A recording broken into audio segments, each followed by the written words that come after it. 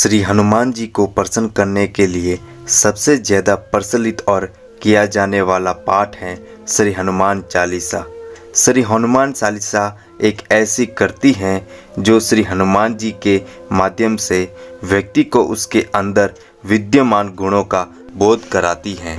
इसके पाठ और मनन करने से बल बुद्धि जागृत होती है। श्री हनुमान चालीसा का पाठ करने से व्यक्ति खुद अपनी शक्ति, भक्ति और कर्तव्यों का आंकलन कर सकता है। लेकिन कई भक्तों को उनकी निरंतर आराधना के बाद भी लाभ नहीं होता। वे नित्य श्री हनुमान चालीसा का पाठ तो करते हैं पर उन्हें प्रभु की कृपा प्राप्त नहीं होती। ऐसा क्यों होता है? ऐसी कौन सी गलती हो रही है आपसे जिससे आपको श्री हनुमान चालीसा का फल नहीं मिल रहा है? दोस्तों, आज मैं 5 सबसे बड़े कारण के बारे में बात करूंगा जिसकी वजह से आपको श्री हनुमान चालीसा पाठ पढ़ने का लाभ नहीं होता, या कहे तो प्रभु की कृपा आप पर नहीं होती। तो ध्यान से हर एक पॉइंट जरूर देखिएगा ताकि आप एक भी पॉइंट मिस न कर सके। सबसे पहला कारण, प्रभु से एक सिद्ध न होना। दोस्तों, कई लोगों की एक आदत होती है कि पूजा या ईश्वर का ध्यान करते समय वे दूसरे विचारों में खोए रहते हैं।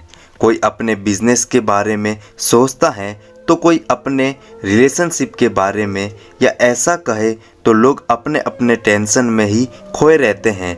वे बस सिर्फ फॉर्मेलिटी के लिए जाप में बैठते हैं। अब आप ही कहें, अगर हम प्रभु से एक चित नहीं होते, हमारी भक्ति में ही दृढ़ता नहीं है, हम सच्चे दिल से भक्ति नहीं करते, तो भला प्रभु अपनी कृपा हम पर क्यों करेंगे? दोस्तों, मैं समझ सकता हूँ कि हम अपने विचारों को बंद नहीं कर सकते, लेकिन ध्यान या मेडिटेशन करके हम अपने विचारों पर कंट्रोल कर सकते हैं और एक जगह केंद्रित कर सकते हैं। इसलिए सिर्फ श्री हनुमान जी ही नहीं, किसी भी देवी देवता का कोई भी पाठ क्यों न करे, अपने मन को प्रभु के प्रति समर्पित करे।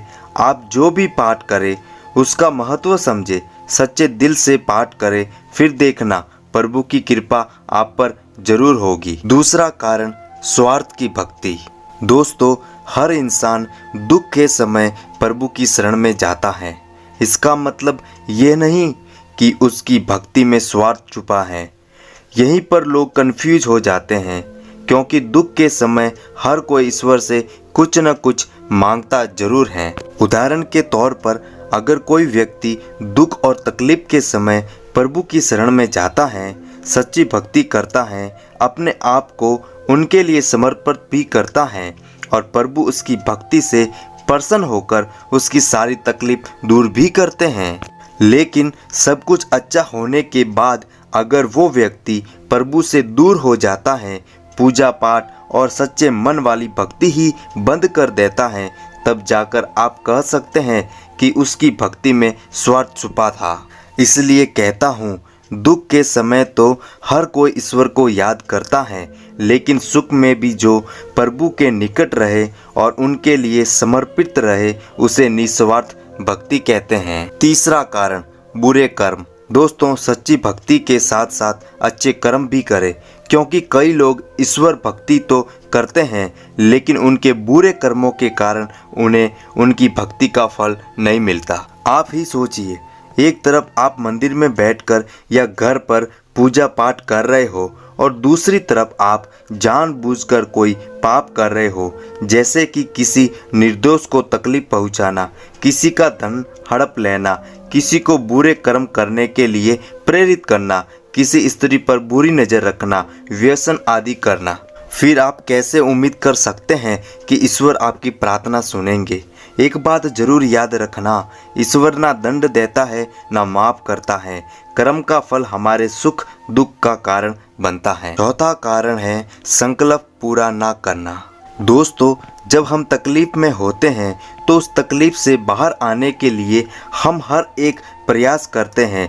पूजा पाठ हो या व्रत रखना, मन्नत हो या संकल्प, वो समय ही ऐसा होता है कि हम सब कुछ करते हैं, लेकिन ऐसे भी कुछ लोग होते हैं जिनमें या तो धीरज की कमी होती है, या तो प्रभु के प्रति अटूट विश्वास की कमी, या फिर उनका मन कहीं भटक जाता है, या फिर आलस्य के कारण, जिसकी वजह से वे प्रभु के सामने किया संकल्प भूल जाते हैं या अधूरा छोड़ देते हैं। ऐसा बिल्कुल भी न करें, अपने संकल्प को पूरा करें। हाँ, अगर घर में सूतक हो या फिर महिला भक्तों को मासिक धर्म की समस्या हो तो वे सूतक खत्म होने के बाद अपना संकल्प जारी करके पूर्ण कर सकते हैं। पांचवा और आखिरी और सबसे महत्वपूर्ण कारण नियमों का पालन न करना। दोस्तों, कई लोगों की एक सबसे बड़ी प्रॉब्लम है कि वे कभी भी हमारे शास्त्रों में बताए गए प्रभु भक्ति से जुड़े नियमों का पालन नहीं करते हैं। वे बस अपने ही कंफर्ट जोन में रहकर सब कुछ करना चाहते हैं, और जब प्रभु की कृपा प्राप्त नहीं होती है तो वे ही सबसे पहले इंसान होते हैं जो भगवान को कोसते हैं, खुद नेगेटिव होते हैं और दूसरों को भी नेगेटिव करते हैं।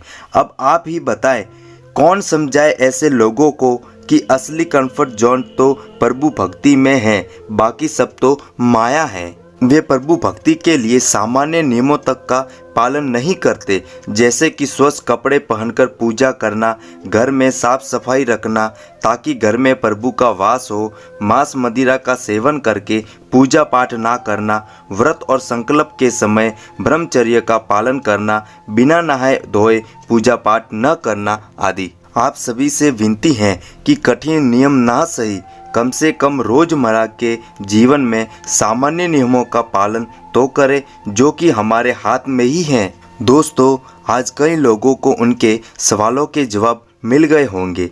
देखा जाए तो ये सवालों के जवाब हमारे पास ही थे। हर इंसान खुद अपनी गलती को जानता है, एक आप ही हैं जो खुद की गलती को सुधार सकते हैं। बस इन पॉइंट्स को भूलना नहीं, सच्चे दिल से भक्ति करे, अच्छे कर्म करे, फिर देखना श्री हनुमान जी की कृपा आप और आपके परिवार पर जरूर होगी। हमारे बजरंगबली बहुत ही दयालु हैं, वे अपने भक्तों को कभी दुखी नहीं देख सकते, वे आपकी सहायता जरूर करेंगे। तो ऐसे ही है हमारे बजरंगबली। तो दोस्तों, कैसी लगी ये आज की वीडियो को शेयर और लाइक जरूर कीजिएगा। कमेंट में जय श्री हनुमान लिखकर चैनल को सब्सक्राइब जरूर करें।